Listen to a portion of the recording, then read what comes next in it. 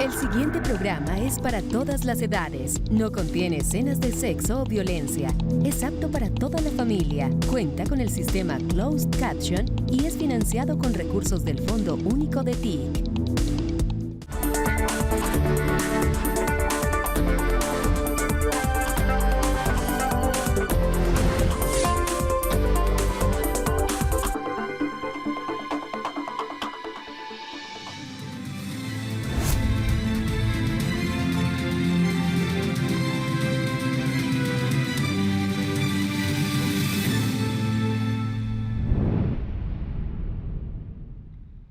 Este es mi último discurso como presidente aquí, ya es el cuarto.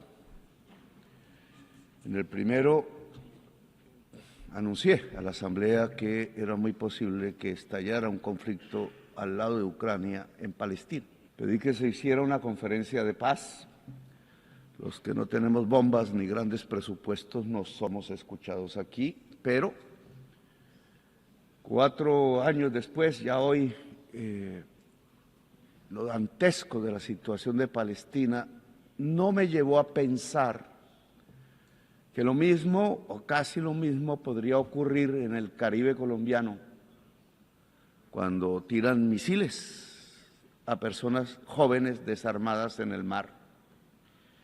Y entonces ahora estamos ante una situación diferente, quizás más global. La barbarie hoy es del planeta, hoy cae sobre la humanidad entera. Dicen que los misiles en el Caribe eran para detener las drogas. Mentira, dicha aquí, en este mismo sitio. En el año 2023 y 2024 fueron los años donde más cocaína se incautó y más de 700 capos del narcotráfico fueron extraditados a Estados Unidos y Europa. Los extradité yo y la cocaína la incautó mi gobierno. Y no tiramos un solo misil ni asesinamos ningún joven.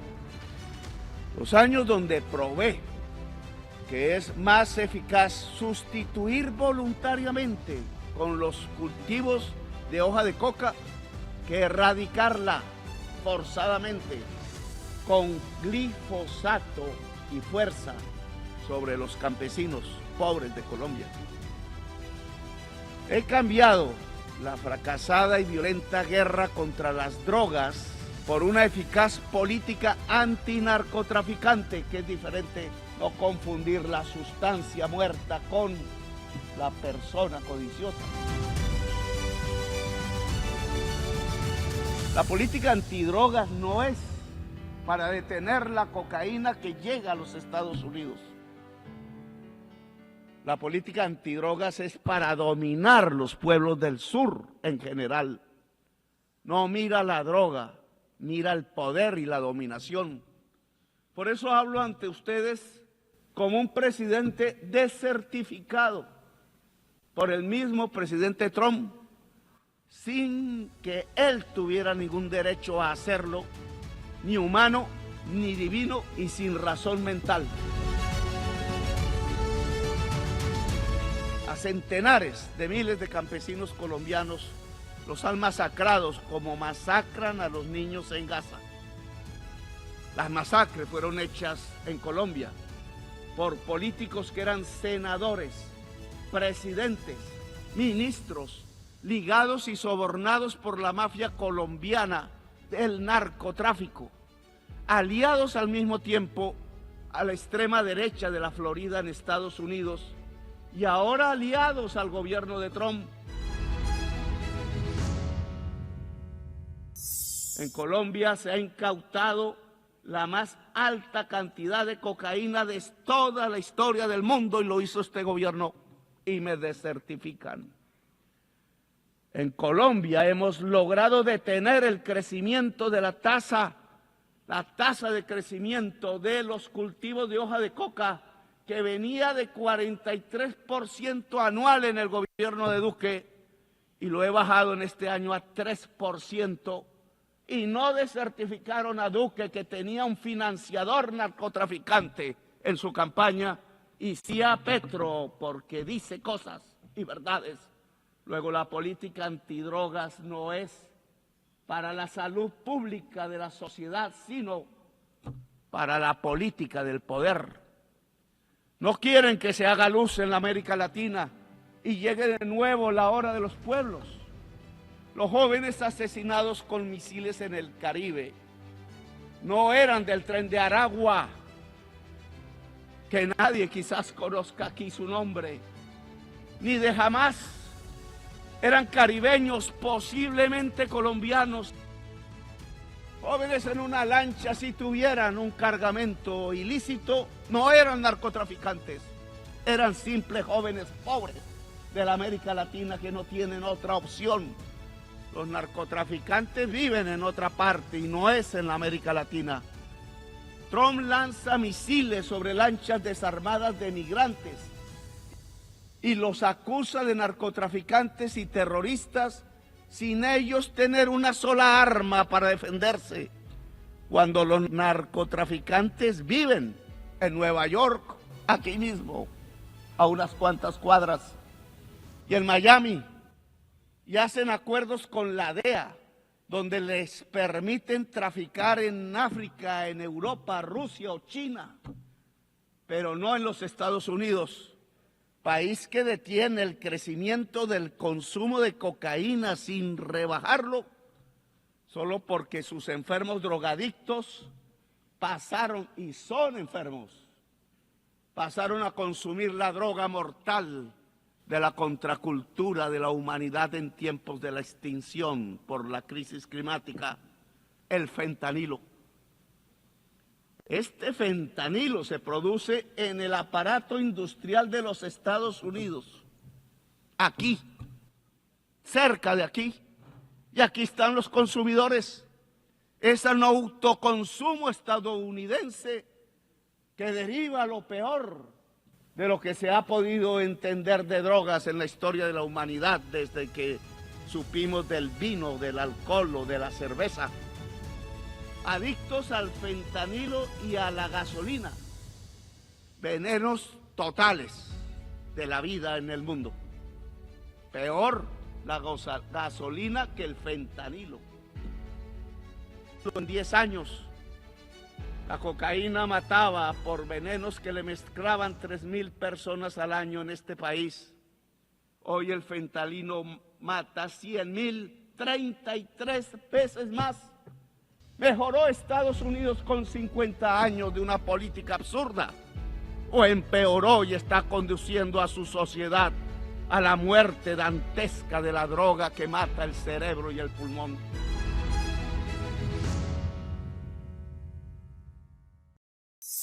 En esa mortandad de la humanidad, Trump no solo deja que caigan misiles contra los jóvenes en el Caribe, no solo encarcela y encadena migrantes, sino que permite que lancen misiles contra niños, jóvenes, mujeres y viejos en Gaza.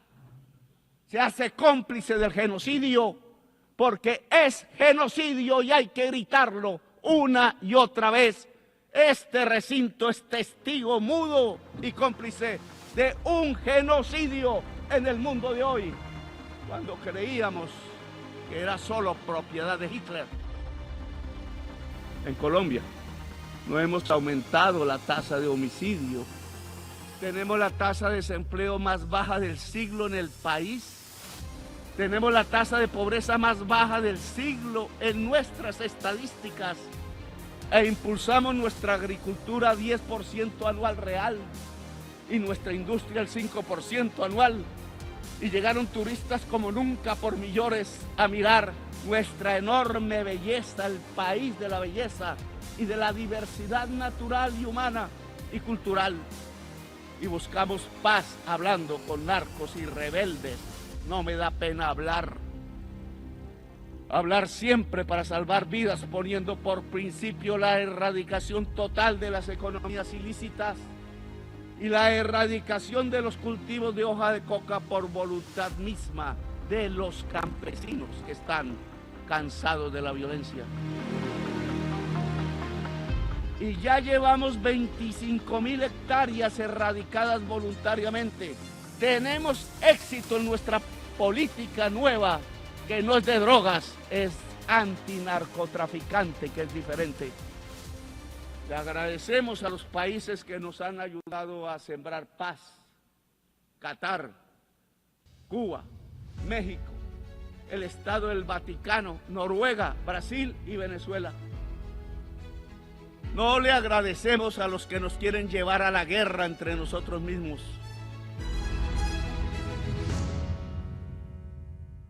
Escuchen, señoras y señores del mundo, América Latina no es solo coca o terroristas o narcotraficantes. América Latina tiene potencialmente 1.400 gigas de capacidad anual de energía eléctrica limpia, basada en el agua, el viento y el sol.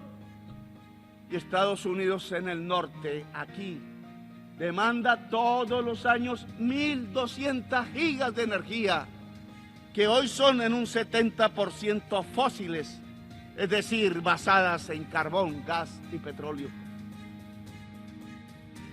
América Latina, si desarrolla su potencial de energía limpia, podrá limpiar toda la matriz de energía fósil de los Estados Unidos. Oigan eso. Solo falta el dinero y se produciría el mayor aporte a la superación de la crisis climática, hoy casi sin pasos adelante. Entre el potencial de energía limpia y la enorme esponja absorbente de la selva amazónica, América Latina sería la vanguardia humana que podría dar el primer paso cierto y contundente para salvar la vida del planeta y a la humanidad toda. Solo se necesitan 600.000 millones de dólares para desarrollar su potencial. Lo mismo puede hacer África con Europa. La suma de este aspecto de descarbonización fundamental nos daría 1.200.000 millones de dólares o 1.200 billones, como se habla en inglés. Estos dineros ya están en las arcas guardados en Estados Unidos, Europa y China, pero no se mueve ni un dólar. No es rentable, o peor aún, puede ser muy rentable en términos de vida humana, incluida la vida en Estados Unidos, Europa y China, pero no quieren interdepender de América Latina y África.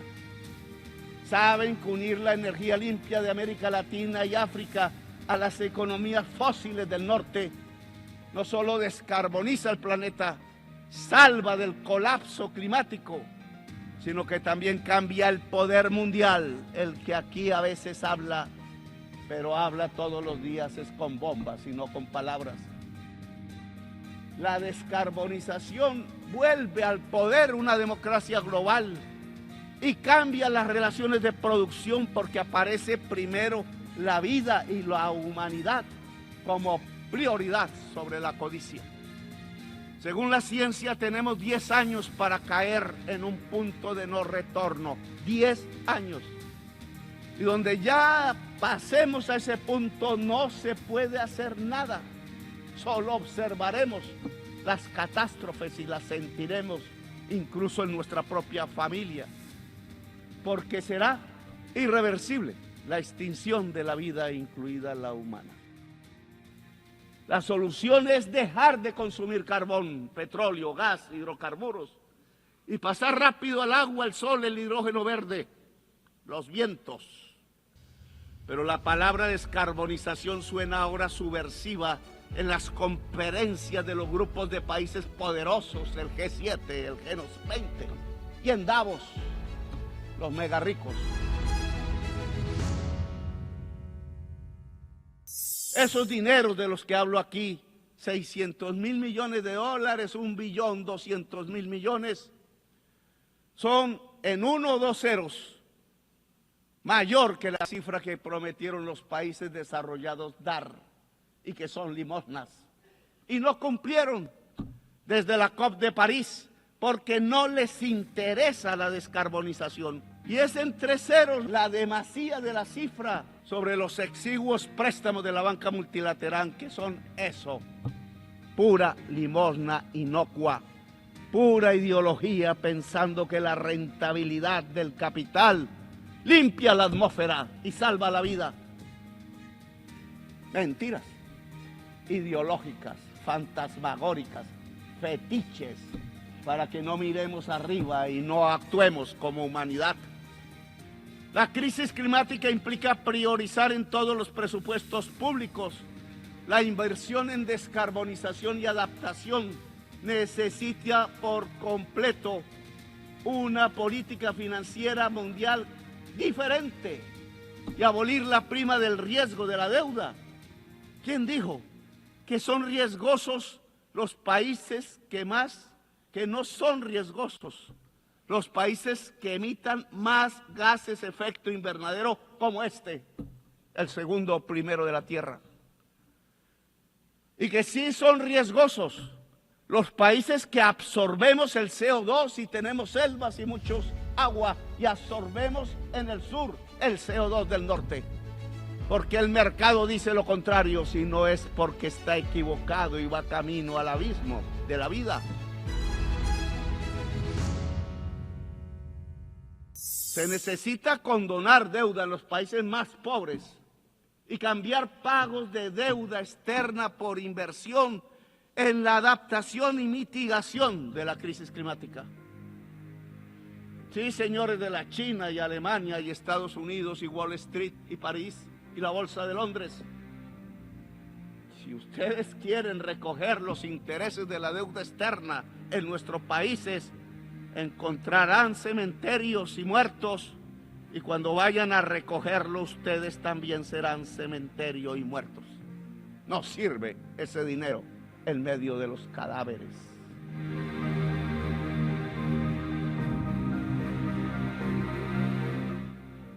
He aquí otra palabra subversiva: planificar. Plan global.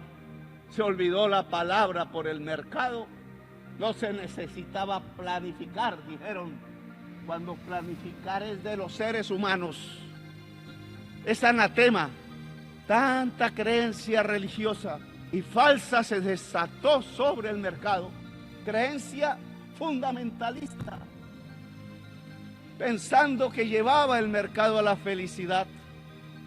Dijo Walras, el suizo, economista, y el abismo, lo que lleva el mercado es no a la felicidad, sino a la muerte y el abismo, como ya lo vemos hoy. Walras estaba equivocado, el neoliberalismo estaba equivocado desde el principio y llevamos 50 años guiando a nuestros países bajo fórmulas completamente erráticas y acientíficas y no las cambiamos.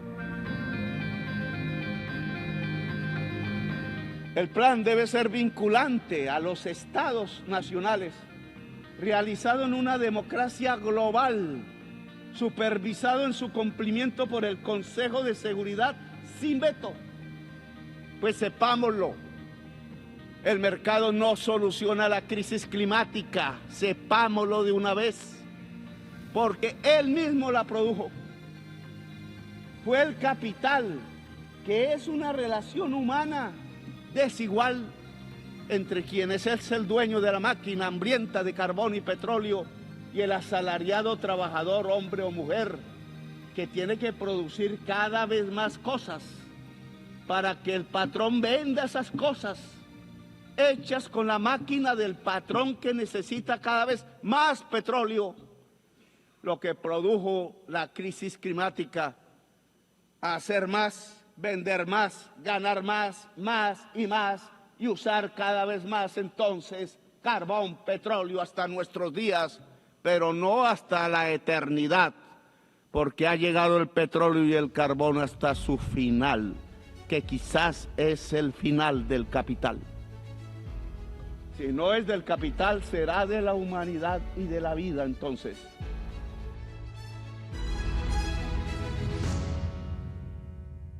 Es una revolución mundial de los pueblos lo que se necesita para superar positivamente la crisis climática y no dejarla llegar de crisis a colapso global. Es una revolución de los pueblos unidos, de las civilizaciones que tienen que dialogar más que los estados mismos. Es una revolución de la humanidad para seguir viva en el planeta y libre, quizás aliada a algunos gobiernos que quieran defender la vida. Hoy, Naciones Unidas ve su crisis y la necesidad de su transformación. Aquí se reúnen estados-nación que ya no tienen poder, que por mucho que voten no se les hace caso, porque el Estado-nación ha llegado también a su decadencia quizás final. Se inventó alguna vez hace unos siglos y ya no da más. Y ya no da más porque el mismo capital se volvió global, no estatal. El socialismo de Stalin debió de volverse global y no estatal, pero Stalin no tenía las entendederas para ello y creyó más en la tribu y condenó en Yalta una revolución mundial en España, en Italia, en Grecia y quizás hubiera sido América Latina y otros. La humanidad es el nuevo sujeto político que aparece, no el Estado-nación. Y por tanto, Naciones Unidas se tiene que volver y transformar en una humanidad unida, aunque diversa. Está apareciendo un nuevo sujeto político en la historia humana y es importante y me parece espectacular. Y es que superamos la idea del Estado-nación para convertirnos en humanidad. Pero esa humanidad, para que esté unida y sea única en la acción, tiene que tener democracia en todo el mundo. Tiene que tener diálogo permanente en medio de la diversidad. Es la diferencia lo que nos impulsa la posibilidad de una coordinación eficaz de la acción a escala mundial. Humanidad que dialoga, sí. Humanidad civil, sí. Humanidad profundamente democrática, sí. Ojalá una humanidad de personas libres, que es su definición, su sinónimo, porque no puede haber humanidad esclava.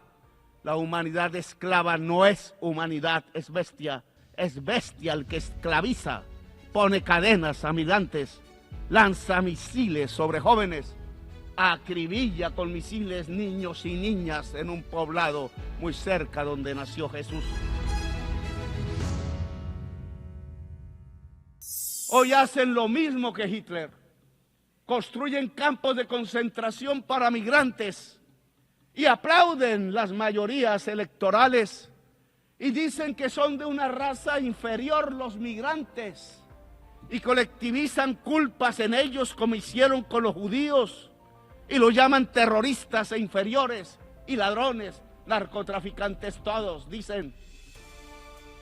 Los migrantes no son delincuentes. No tienen que llevarlos a campos de concentración ni expulsarlos encadenados. La migración no es sino el producto del bloqueo a los países más pobres como Irak o Irán o Cuba o Venezuela. El bloqueo económico no es más que un genocidio.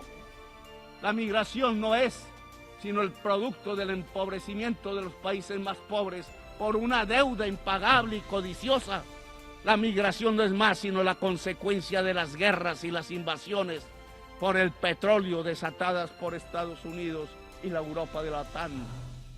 La migración no es más sino la consecuencia de la crisis climática que transita a colapso y que deja sin agua las tierras del trópico, porque al aumentar el calor se evapora el líquido vital.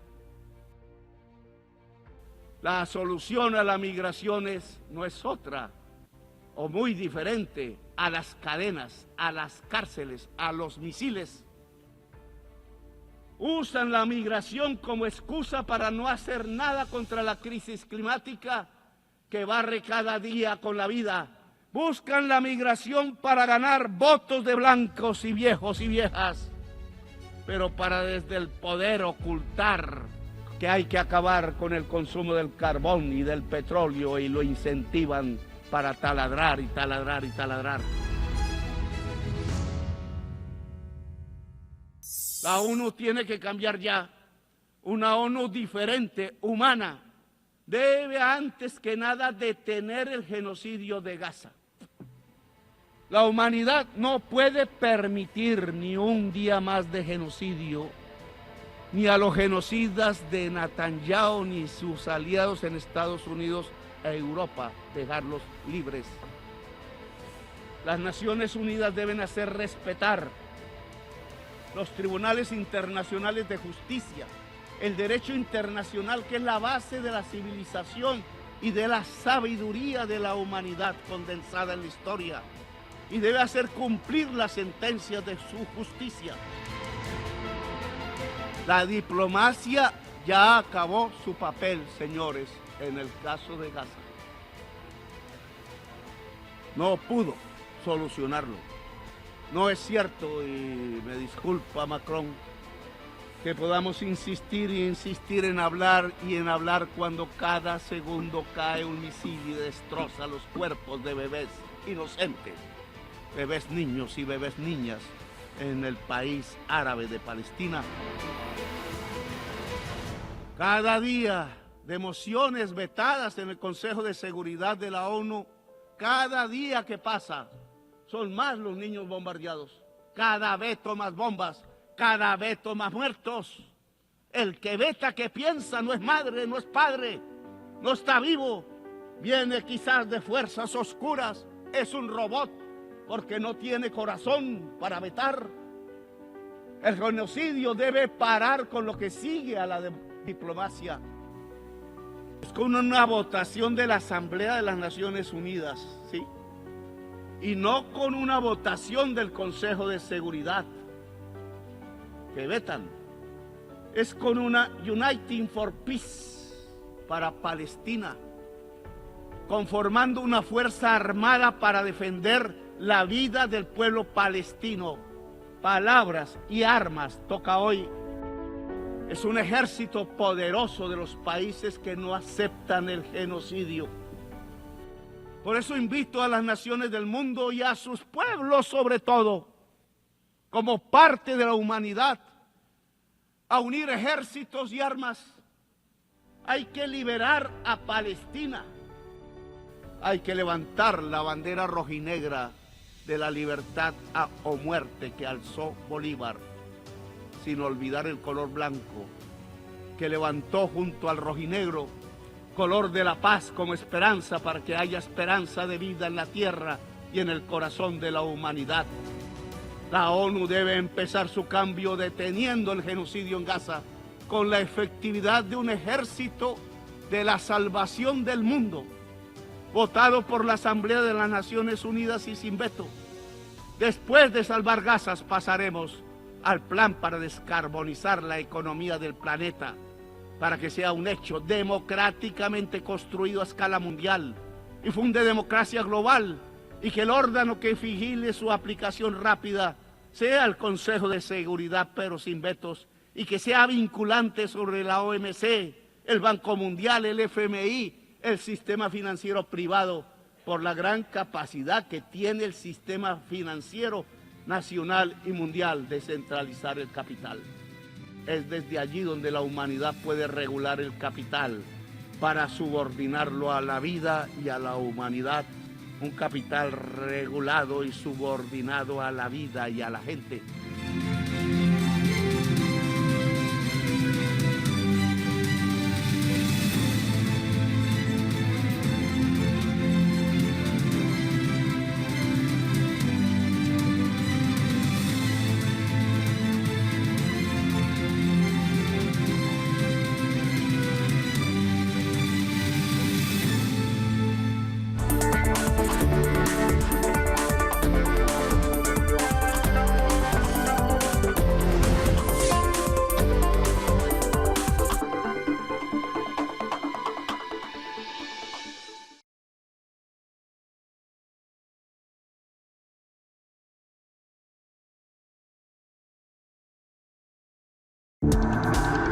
Este contenido fue financiado con recursos del Fondo Único de TIC.